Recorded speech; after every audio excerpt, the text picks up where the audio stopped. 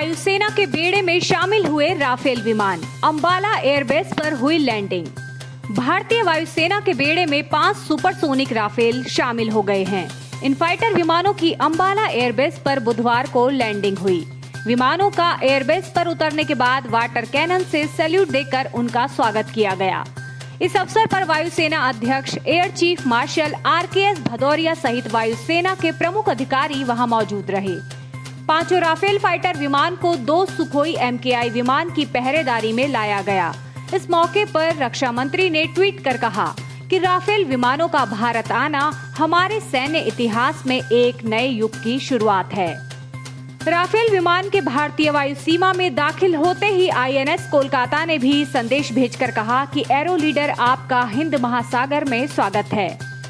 यह दूसरा मौका है जब फाइटर विमान को अंबाला एयरबेस पर लैंड किया गया है। इससे पहले जगुआर फाइटर प्लेन की अंबाला एयरफोर्स स्टेशन पर लैंडिंग हुई थी। 5 राफेल विमान को लाने वाली टीम की अगुवाई वायुसेना अधिकारी हरकीरत सिंह ने की। माना जा रहा है कि राफेल के वायुसेना में जुड़ने से हमारी सेना को और मजबूती मिलेगी। Multi role fighter jet Rafale एक साथ कई लक्ष्यों पर निशाना साधने में सक्षम है। भूमि पूजन के लिए 200 मेहमानों की सूची को PMO से मिली हरी झंडी। अयोध्या में 5 अगस्त को होने वाले भूमि पूजन में 200 मेहमानों की सूची को प्रधानमंत्री कार्यालय से हरी झंडी मिल गई है।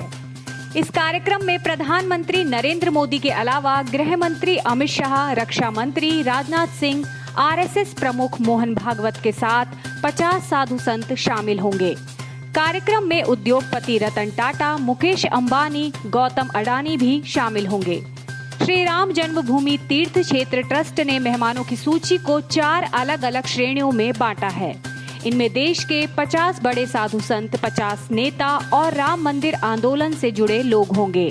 इनमें लाल कृष्ण आडवाणी, मुरली मनोहर जोशी, उमा भारती और कल्याण सिंह के साथ साध्वी रितंभरा और विनय कटियार शामिल होंगे।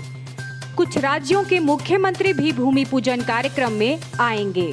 इसके अलावा देश के 50 उद्योगपतियों व अधिकारियों को भी कार्यक्रम में हिस्सा लेने का निमंत्रण भेजा जाएगा। बसपा ने 6 विधायकों के कांग्रेस में विलय होने के मामले को उच्च न्यायालय में चुनौती दी। बहुजन समाज पार्टी ने राजस्थान में पार्टी के 6 विधायकों के सत्तारूढ़ कांग्रेस में विलय को चुनौती देते हुए बुधवार को राजस्थान हाईकोर्ट में याचिका दाखिल की। संदीप यादव, वाजिब अली, दीपचंद खेरिया, लाखन मीणा, जोगेंद्र अवाना और राजेंद्र गुढ़ा ने 2018 के विधानसभा चुनाव में बसपा के टिकट पर जीत हासिल की थी, लेकिन सभी सितंबर 2019 में बसपा छोड़कर कांग्रेस पार्टी में शामिल हो गए थे। बसपा विधायकों के कांग्रेस में विलय से प्रदेश की अशोक गहलोत सरकार को मजबूती मिली थी और 200 सदस्यीय विधानसभा में कांग्रेस की सदस्य संख्या बढ़कर 107 हो गई थी। केंद्र सरकार ने मानव संसाधन विकास मंत्रालय का नाम बदलकर शिक्षा मंत्रालय किया। केंद्र की मोदी सरकार ने मानव संसाधन विकास मंत्रालय का नाम बदलकर शिक्षा मंत्रालय कर दिया है। हालांकि सरकार की ओर से इस बारे में अभी कोई बयान नहीं आया है। मानव संसाधन विकास मंत्रालय UGC और AICTE को एक साथ मिलाने की तैयारी कर रहा है। इसके अलावा नई शिक्षा नीति में बोर्ड परीक्षाओं को लेकर बड़ा बदलाव किया जा सकता है। राज्यों में राज्य विद्यालय मानक प्राधिकरण बनाने का प्रस्ताव भी है, जो स्कूल फीस जैसे विवादित विषयों से लेकर सभी मुद्दों पर नजर रखेंगे। छात्रों को अपने मुताबिक कोर्स चुनने की आजादी हो सकती है। स्किल पर भी खास ध्यान दिया जाएगा। बता दें कि बुधवार को हो रही कैबिनेट की बैठक में नई राष्ट्रीय शिक्षा नीति को मंजूरी मिल जाएगी। नई नीति के प्रस्ताव में उच्च शिक्षा के लिए एक ही रेगुलेटरी बॉडी बनाने का प्रस्ताव है।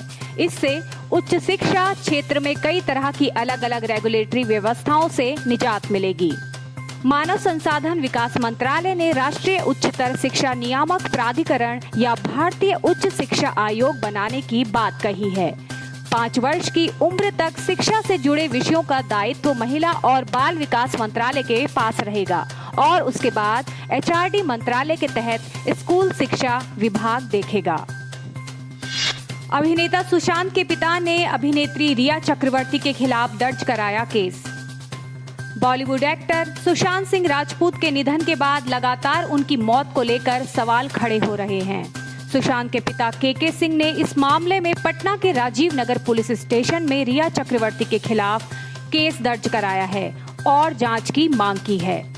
रिपोर्ट के अनुसार बिहार पुलिस की जांच टीम सुशांत के मुंबई स्थित घर पर जाएगी और यहां मुंबई पुलिस ने सुशांत की मौत के बाद जो भी सबूत इकट्ठा किए थे उसकी एक बार फिर से पड़ताल करेगी।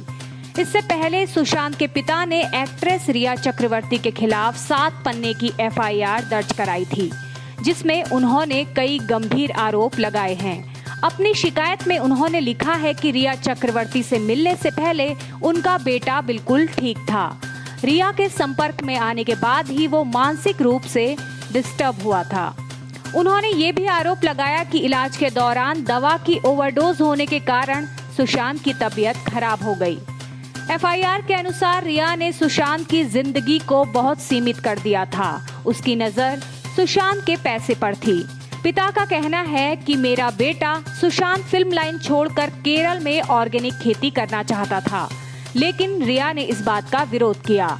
रिया ने सुशांत को धमकी दी थी कि अगर वो उसकी बात नहीं मानेगा तो वो उसकी मेडिकल रिपोर्ट मीडिया में सार्वजनिक कर देगी और बता देंगी कि वो पागल है।